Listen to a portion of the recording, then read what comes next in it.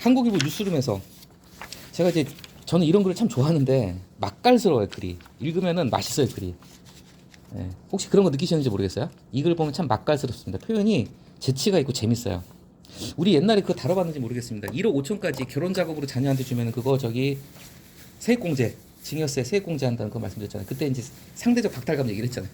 1억 5천 그거 아무나 주는 거 아니에요 자식한테. 저도 줄 자신 없습니다 나중에 진짜. 근데 1억 5천 세액공제를 갖다 이렇게 얘기했을 때 물론 당연히 쌍수 들고 환영한 사람들도 있겠죠. 잘 사는 사람들은 자녀한테 결혼 자금 1억 5천 뭐 몇 억 줄 수 있는 사람들은 얼마나 반갑겠어요. 그런데 사실 대다수의 서민은 이러지를 못하기 때문에 오히려 상대적 박탈감만 키웠다는 얘기를 한번 해드린 적이 있는데 이것도 마찬가지입니다. 전 제목이 좀 슬펐어요. 첫 집도 없는데 세컨드홈. 이거 기사 나섰어요. 세컨드홈 이거. 네, 볼게요. 자, 첫 번째 단락. 우리가 어떤 글을 시작을 할 때 도입을 만들 때요. 도입의 기법이 굉장히 중요합니다. 요즘은요 사람들이 뒤에서 우리가 유튜브를 볼 텐데 유튜브도 다 안 보는데 요즘 쇼츠 본답니다. 유튜브 쇼츠 보고 틱톡이 유행을 하죠. 뭐냐 사람들은요 5초 안에 뭐 10초 안에 내가 딱 봤을 때 재미가 없으면 바로 넘겨버립니다. 진짜 갈수록 그런 사회가 돼가요. 정말로. 예. 그래서 모든 글은요 그러니까 이런 신문 칼럼도 그래요. 첫 도입에서부터 뭔가 사람들의 시선을 계속 붙들어 놔야 된다는 강박을 안 가질 수가 없습니다. 필자들은. 그래서 첫 도입의 기법이 점점 중요해집니다. 유튜브 쇼츠를 생각하시면 돼요. 그래서 도입의 기법 여러 가지가 있죠. 우리가 많이 봤잖아요. 뭐 고사성어를 가지고 올 수도 있고요. 뭐 영화나 뭐 소설의 한 대목을 인용할 수도 있고요. 뭐 명언을 갖다가 얘기할 수도 있고요. 속담을 인용할 수도 있고요. 자, 그런데 가장 쉽게 쓸 수 있는 방법이 그리고 가장 설득력 있는 방법이 뭘까요? 자기 얘기를 하는 거예요. 내 개인의 경험을 가지고 도입을 시키면요. 가장 글이 솔직합니다. 솔직한 글은 또 꾸밈이 없어도 사람들이 마음을 움직일 수가 있고요. 근데 내가 경험한 게 아니더라도 내가 이런 얘기를 들었어 하고 가지고 오면 비슷한 효과를 가지고 올 수 있어요. 바로 주변 지인이 했다는 얘기를 갖다 따옴표 가지고 들어왔습니다. 자, 병원이 없잖아. 서울 큰 병원 삼성병원입니다. 이거 얼마 뉴스 났어요. 삼성병원에서 진료받으려고 그중에 모텔, 뭐 모텔도 아니고 고시원에서 며칠 머무른 사람들도 있대요. 엄두가 안 나. 자, 은퇴 후 전원 생활을 꿈꾸는 지인들. 이거 좀 약간 좀 읽으면 헷갈릴 수 있으니까 제가 해석을 해드릴게요. 은퇴 후 전원 생활을 꿈꾸는 지인들 돈 있는 사람들이에요. 이 필자는 돈 없습니다 지금. 주변 지인이 돈 있는 사람이에요. 은퇴 후 전원 생활을 꿈꿀 정도면 돈 있는 사람들이겠죠. 자, 2주택 부담이 두려울 법한데 그래, 내 입장에서 봤을 때는 2주택 부담 세금 무서워가지고 엄두도 못 낼 것 같아요. 집 살 돈도 없고. 근데 두려울 법한데 자, 서울 집을 아예 팔고 시골로 떠나겠다는 구상은 이게 좀 생략이 됐기 때문에 헷갈려요. 서울 집을 아예 팔고 시골로 떠나겠다는 구성은 들어본 바도 없다. 이게 뭐냐면 지인들 중에서 그렇게 얘기한 사람 없다는 거예요. 다들 서울에 집 한 채씩 있으면서 또 세컨하우스 갖겠다고 얘기하는 사람들 얘기하는 거예요 지금. 그러니까 필자가 왔을 때는 나는 2주택 부담 엄청 무서운데 니는 그것도 겁도 없구나. 어쨌건 주변 지인들은 돈 있는 사람들. 근데 이 지인들도 어쨌건 돈이 있거나 없거나 병원비를 내거나 말거나 큰 병원 가서 진료는 받아야 될 거 아니에요. 나이 들면. 그러니까 큰 병원 얘기를 하는 거예요. 자, 나름 성공한 이 주변 지인들, 돈 있는 사람들의 고민을 이렇게 받아들였다. 때론 가혹한 세금보다 열악한 환경이 더 무섭다. 자, 나름 성공한 사람들은 세금은 안 무서워요. 돈이 있으니까. 근데 열악한 의료 환경은 두려운 거예요. 실제로 강남의 집값이 그렇게 비싼 이유는 두 가지입니다. 교육이랑 의료예요. 교육이랑 의료. 말 그대로 골든타임이라고 그러잖아요. 내가 갑자기 뭐 심근경색으로 쓰러져. 그럼 강남 살면요. 구급차 부르거나 아니면 심지어는 뭐 뛰어갈 수도 있어요. 업고 뛰어갈 수 있는 거리죠. 우리 더 이상의 설명은 창렬하겠습니다. 자, 이런 얘기도 보태졌다. 집이 없잖아. 자, 여기서 이제 진짜 가진 자들의 고민이 나오는 거예요. 두루 알아본 지역은 서울 사람들이 죄다 샀다더라. 집값도 올랐대. 엄두가 안 나. 자, 가진 자들의 배부른 고민을 들으니까 짜증이 난 거죠, 이 사람은. 그러면서 이제 얘기를 합니다. 자, 도입담으로 넘어갑니다. 표현이 맛깔난 표현들 몇 개 중간중간 말씀을 드릴게요. 정부가 띄운 세컨드 홈이 자, 길어 올린 기억. 우리가 길어 올린다 할 때 무슨 단어가 생각나시나요? 우물에서 물을 깃다 그러잖아요. 우물에서 물을 깃다. 물을 깃다고 합니다. 우물에서 옛날에 우물에 도르래로 이렇게 바가지 넣어가지고 자, 기억을 길어 올리다. 굉장히 문학적인 표현을 갖다가 이 글에서 많이 나옵니다. 상당히 좀 좋은 표현들이에요. 이런 건 우리가 배우면 좋아요. 길어 올린 기억이다. 상당히 훌륭한 표현입니다. 우물 생각하시면 돼요. 우물. 원래 길어 올리는 건 물이에요. 물. 근데 물을 기어 올리듯이 비슷하잖아요. 기억이라는 것도 우리가 뇌리 깊이 박혀있는 우물도 깊은 데서 물을 꺼내잖아요. 뇌 속에 깊이 박혀있는 기억을 갖다가 찾아서 끌어올린다. 이런 의미가 일맥상통하기 때문에 비유적으로 갖다 쓸 수 있는 거예요. 길어 올린 기억이다. 자, 넘어갈게요. 국가정책을 자, 세컨홈 굳이 외국어로 명명한 게 이 사람 다 못마땅해 지금. 세컨홈 짜증나 죽겠어 지금. 그러니까 이거 다 싫은 거예요 지금. 자, 명명한 것도 못마땅하지만 자, 주목. 알맹이 없는 올해 경제정책에서 그나마 참신한 건덕이다. 자, 동호 반복을 이렇게 훌륭하게 피했습니다. 알맹이가 없다는 거. 근데 뒤에다 또 참신한 알맹이다 쓰긴 좀 그래. 그죠? 자, 건더기. 저는 이 글 쓴 사람은 글 쓸 줄 아는 사람이에요. 건더기 그러면 솔직히 저는 라면에 건더기 스프밖에 생각이 안 납니다, 당장. 그런데 알맹이의 유사 표현으로 동어 반복을 피해서 건더기를 갖다 쓸 수 있다는 건요. 이 정도면은 이분 책 많이 읽으신 분이에요. 글 쓴 내공 있는 분입니다. 즉 알맹이 건더기. 자, 이런 말도 후문이 돈답니다. 지금 뭔가 내놓긴 해야 돼. 지금 정부가 한 게 없다고 지금 막 아우성이니까. 그러니까 내세울 건 없으니까 이런 아이디어를 꺼냈다는 말도 관가에 돈다. 자, 그 다음 표현. 자, 그 다음 단락 앞에는 물론이 생략돼 있고 또 그 밑에 거기까지 다 앞에는 하지만이 생략돼 있습니다. 이제 보시면 이제 아실 거예요. 물론 하지만 단락이에요. 앞에 취지는 아름답다 앞에 물론 그리고 거기까지 다 하지만 생략돼 있는 거예요. 물론 하지만 구조. 전형적인 물론 하지만 구조입니다. 자, 여기서도 좋아요. 정말 아름다운 표현입니다. 취지는 아름답다. 우리가 보통 그러잖아요. 취지가 좋다. 취지가 훌륭하다. 취지가 설득력이 있다. 여기다가 아름답다라는 감성적인 단어를 갖다 붙여버린 거예요. 취지가 훌륭하다 이렇게 표현하는 거예요. 이런 거는 마음껏 표절하셔도 됩니다. 이런 거는 진짜로 예, 좋은 표현이에요. 취지는 아름답다. 어쨌든 의도는 좋아요. 겉으로 봤을 때 의도는 좋죠. 수도권 인구 분산하고 지방 인구 성역을 막고 뭐 우리가 흔히 얘기하죠. 뭐 생활 인구 좀 늘리고 뭐 지역 부동산 또 살리고 혜택은 솔깃하다. 그래. 혜택이 솔깃하다도 이거 좋은 표현입니다. 아무튼 자 어쩌고 저쩌고 다 읽어보셨고요. 자, 근데 이렇게 되면 어떻게 될까요? 국민소득 3만 달러 시대 진정한 1주택자는 이제 자, 양도세, 소득세, 취득세 다 면제 준대요. 그러면 서울 집 한 채, 시골 집 한 채, 최소한 집 두 채는 가져야지 이제 1주택자가 되게 생겼다. 미완의 1주택이라 신조도 떠오른다. 자, 하지만 이 필자는 굉장히 비판적으로 보니까 하지만 거기까지다. 이 표현도 좋아요. 거기까지다. 하지만 거기까지다. 딱 거기까지야. 딱 그만 거기서 타. 거기까지다. 너네가 좋은 뜻으로 뭐 했다고 하지만 거기까지가 다야. 자, 인구 소멸과 부동산 침체라는 묵직한 주제 이게 뭐냐면 정부가 내놓은 취지예요. 인구 소멸을 막고 부동산 침체를 갖다 좀 이렇게 거래 활성화를 해보자. 이게 묵직한 주제가 정부 얘기예요. 그런데 다른 왈가왈부는 뭐냐? 그냥 내가 떠들떠들하는 거야 지금. 내가 떠들떠들하는 걸 압도한다. 이렇게 묵직한 주제를 갖다가 높으신 분들이 내려놨으니 내가 떠드는 왈가왈부를 뭐 압도 당한다. 약간 이제 비아냥 쪽으로 조소 쪽으로 얘기를 하는 거야. 약간 작게 가듯이 그냥 그래. 아이고 너네가 이렇게 거창한 취지를 가지고 세컨드홈 정책을 추진한다니 뭐 내가 뭐 떠들어봤자 다른 왈가왈부 내가 하는 건 왈가왈부지. 근데 왈가왈부 끝까지 합니다.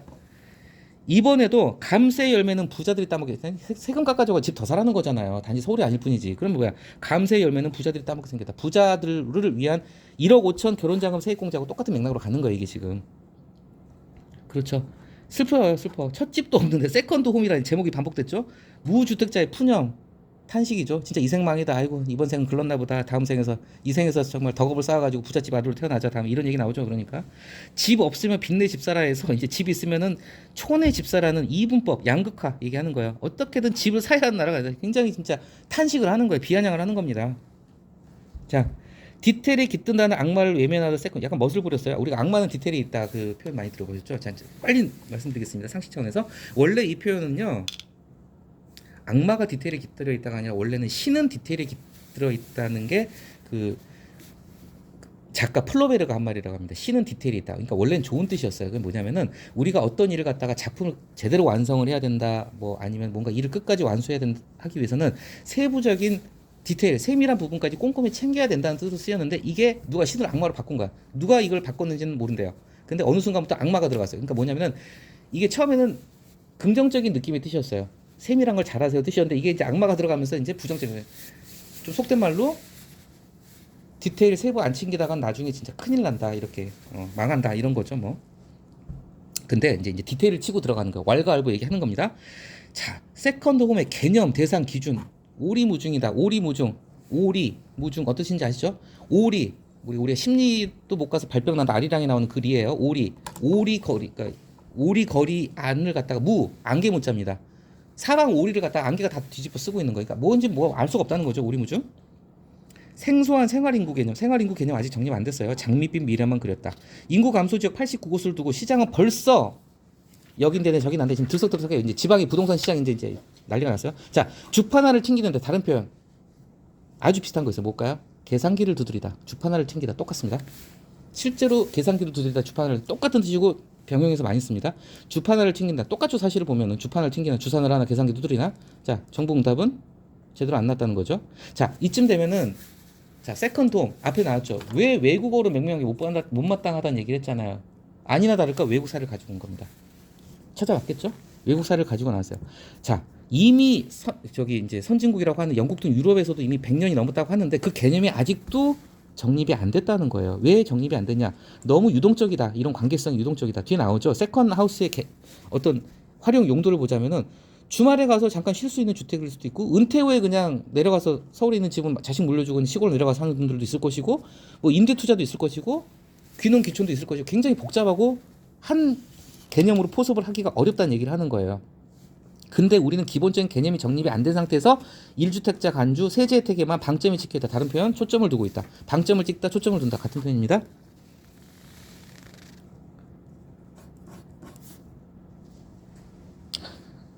그 다음 단락에서는 당연히 부작용 언급하겠죠. 유럽이 겪었던 선진국이 겪었던 부작용 가지고 오는 거예요. 약간 뭐 이런 문제들 있죠. 이거 실제로 다 있는 문제들이에요. 저도 조금 공감한 부분이 있어요.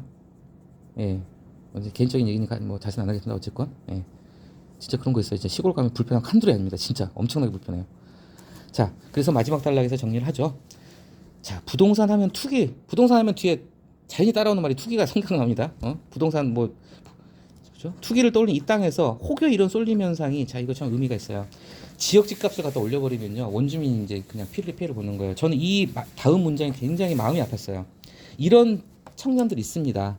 현실의 벽이 너무 높아요. 서울에 취업도 안 돼. 난 지방대 나왔어. 내 집부터 해가지고 집에 돈도 없어. 서울에 집을 어떻게 마련해? 그냥 나 고향에 살래. 이런 청년들 은근히 많아요. 지방에 털을 받고 뭐 지방에 대기업이 없잖아요. 도시보다 적은 임금 그 쥐꼬리 월급이지만 그거라도 착실히 모아가지고 그냥 내 고향에 집 살려고 하는 청년들의 상대적 박탈감 더 클 것이다. 저도 여기서 좀 마음이 아프더라고요. 이거 실제 이거는 정말 있을 수 있는 일이거든요. 그마저도 집값 부동산 방방 뜨는 지역이 있겠지만 그게 안 되는 또 소외된 지역은 또 어떡할 것이냐. 왜냐하면 이걸 갖다 해주려면 세제 혜택을 주려면 정부가 정확하게 행정구역 지정을 해줄 수밖에 없잖아요. 세제 혜택을 주려면 예를 들면은 땡땡군 땡땡명 땡땡이 거기 집 사면은 세제 혜택 줄게 이런 구역 지정을 해야 되니까 결국은 싸움이 안 날 수가 없다는 거죠. 혜택을 받은 데랑 못 받은 데랑. 자, 마지막 문장의 접속사도 참 멋있어. 결론적으로를 안 쓰고 고로 뭔가 좀 이렇게 그러니까 굉장히 문학적인 표현을 많이 집어. 고로 결론적으로라는 어떤 흔히 쓰는 표현 대신에 고로 니네 지금 얘기하고 있는데 지방은 안 보여. 결국은 이게 뭐냐? 서울 중심 사고 서울에 사는 사람들, 서울 강남 부자들이 집에 전원주택 만들면은 세금 안 매길 게 이익에밖에 더 되겠냐 이거죠. 참고로 이거 한국일보 사설입니다. 강남 눈높이 서울 중심 사고. 좀 개인적으로 좀 약간 사이다 그랬어요. 약간. 그러니까 주어가 생략됐습니다. 마지막 문장에 자 공언한 누가? 정부가 공언한 추가 대책을 한번 지켜보겠다. 이렇게 해서 마무리됐습니다. 참 보면서 짠한 기분이 드는 글이었어요. 저는 정말 왠지 좀뭐 제가 흑수저라서 그런지 모르겠지만 짠했습니다. 네, 공감도 많이 갔고요. 자 마지막 글은 그냥 빨리 볼게요. 이건 좀 쉬운 글이니까. 근데 이 글은 우리가 진짜 좀 한번 생각해 볼 필요가 있다는 게 혹시 이제 저는 제가 하루 중에 제일 많이 쓰는 앱이 이제 유튜브예요. 다 그렇지만 우리 애들도 그래요. 근데 깜짝깜짝 놀라는 게 아시아 이 유튜브 알고리즘 아시죠? 저는 주로 이제 음악을 듣는 편인데 제가 듣는 아티스트나 장르가 있어요. 그럼 그 장르에 맞춰가지고 기가 막히게 내가 몰랐던 처음 보는 검색도 안 했는데 처음 보는 아티스트들의 60년대 70년대 음악이 떠요. 듣고 찾아보면은 비슷한 동종의 약간 그 음악성을 가진 아티스트들 음악이 떠요. 저도 깜짝깜짝 놀란 경험 다 있으실 거예요. 유튜브 알고리즘 진짜 깜짝깜짝 놀라게 합니다. 넷플릭스 알고리즘도 좀 그래 보면 넷플릭스도 추천자 보면요 딱 그런 게 있어요. 자 우리가 이제 잠깐 좀 짚고 넘어가기 좀 길게 죄송합니다. 알고리즘이라는 단어의 유래는 좀 우리가 알아야 될 것 같습니다. 아마 아실 것도 같은데 이게 페르시아 수학자 이름에서 유래돼요. 수학자 이름에서 시작된 거래요. 무슨 수학자 이름인데 원래 알고리즘이라는 건요 문제 해결의 절차, 과정, 방법, 기법, 프로세스 이런 걸 알고리즘이라고 한대요. 그러니까 약간 원래 뜻이 변형이 된 거라고 보시면 될 것 같아요. 이제 이 제가 나무위키에서 알고리즘을 찾아보니까 제가 까막눈이 되더라고요. 이해를 못 하겠어요. 읽지를 못하겠어요. 무슨 말인지 너무 어려워가지고. 근데 어쨌건 알고리즘의 어원은 우리가 알아둬야 될 것 같고 이게 어떻게 보면 이제 어떤 수학의 용어, 컴퓨터의 용어에서 이제 온 건데 자 알고리즘 컴마 찍고 생각의 외주화 이거 굉장히 섬뜩한 말입니다. 생각의 외주화가 된다는 말은요 뭐냐면은 머리가 바보가 된다는 뜻이에요. 바보 멍청이 된다는 뜻인데 우리 어렸을 때 그랬거든요. 제가 어렸을 때만 해도 저희 부모님도 그랬어요. TV를 딱 시간을 정해놨어요. 하루에 딱 만화 영화 30분만 보게. 절대 TV 그거 얼씬도 못하겠어요. TV 많이 보면 멍청이 된다고 그랬어요. 진짜 귀에 못이 박혀도 못 들었어요. 전 그게 한이 됐거든요. 그래서 저는 우리 애들 유튜브 맘대로 보게 합니다.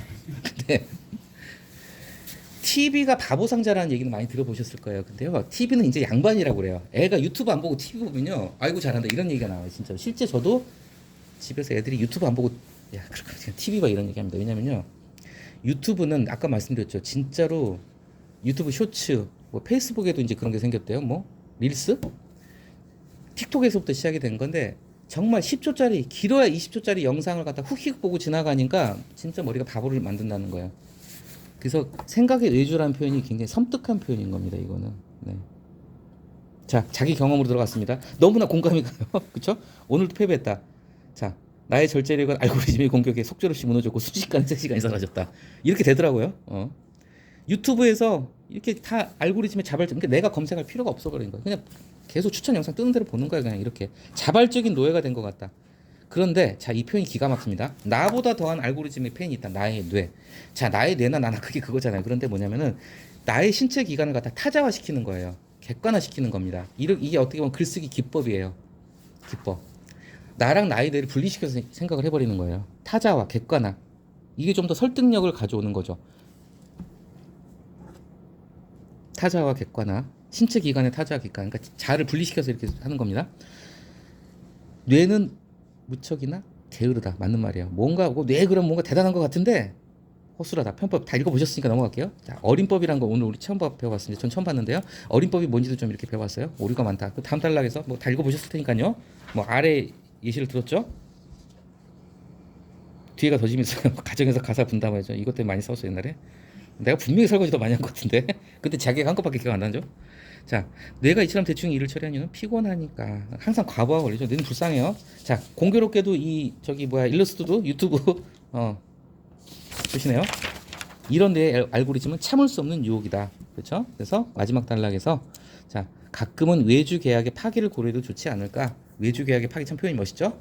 알고리즘에 외주를 주지 말고 자, 외주 주지 말라는 건 뭡니까? 스스로 한번 해보라는 거죠. 네 스스로 검색을 하든지 그게 아니라 나아가서는 유튜브 끄고 좀 책 좀 읽어 이런 소리 같아요. 예. 유튜브 끄고 책 좀 읽어 이 소리 같습니다. 오늘 여기까지 일단 볼게요.